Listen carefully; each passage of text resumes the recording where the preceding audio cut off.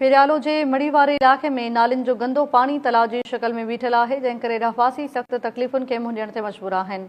इन हवाले सां पेश आहे इमरान अली ओढो जी रिपोर्ट। टाउन कमेटी पिरालो के गुलाबन जे शहर तौर सुञातो वेंदे शहर के टाउन इंतजामिया एक सोची समझी साज़िश तहत गंदगी जो ढेर बणाए छॾियो।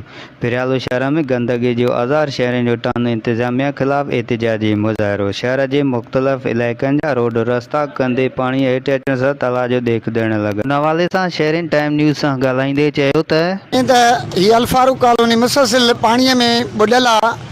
असां घणो वक़्तु थियो आहे साईं जुमन शाह खे चयो आहे, पर साईं जुमन शाह नाइल चेयरमैन आहे, उहो हिन वक़्त ताईं असांजे मड़ी जॾहिं आयो ई कोन्हे को। हीअ मस्जिद आहे आशा मस्जिद, असां हर 8 ॾींहं या 5 ॾींहं 4 ॾींहं मना ते गप आहे। मींहं खां वठी मुसलसिल पाणी बीठो आहे, कंहिं बि तो असांखे पाणी न कढायो आहे। असांजो काउंसलर आहे सजाद मीराणी, असां उनखे बि चयो आहे, उहो बि चए थो बाबा मुंहिंजी नथी हले, साईं जुमन जा वेही नथो टाउन में, असां केॾे वञूं मुसलसिल जंहिंसां बि राब्ते में साईं जुमन जा सदाईं पुछूं था। जिलानी हाउस ते खेरपुर वेठो आहे, बसि सिर्फ़ु माल खाइण जे चकर में। 71 लख पिराले जी बजट आहे, ख़बर न आहे केॾांहुं थी वञे, को पुछण वारो न आहे। 4 चङा आहिनि शहर जा, को ॻाल्हाइण लाइ तयारु न आहे, को करे ई नथो था कनि।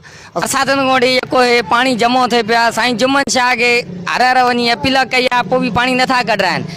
हिते असांजी इहा ई अपील आहे त असांखे पानी साफ़ कराए कढाए वञनि, जान छॾाए वञनि। निमाज़ जे टाइम हर कोई माण्हू परेशान थो थिए। हाणे अॼु ॾिसो था जुमे ॾींहुं आहे, साम्हूं निमाज़ मस्जिद आहे, निमाज़ पढ़ण लाइ माण्हू ईंदा।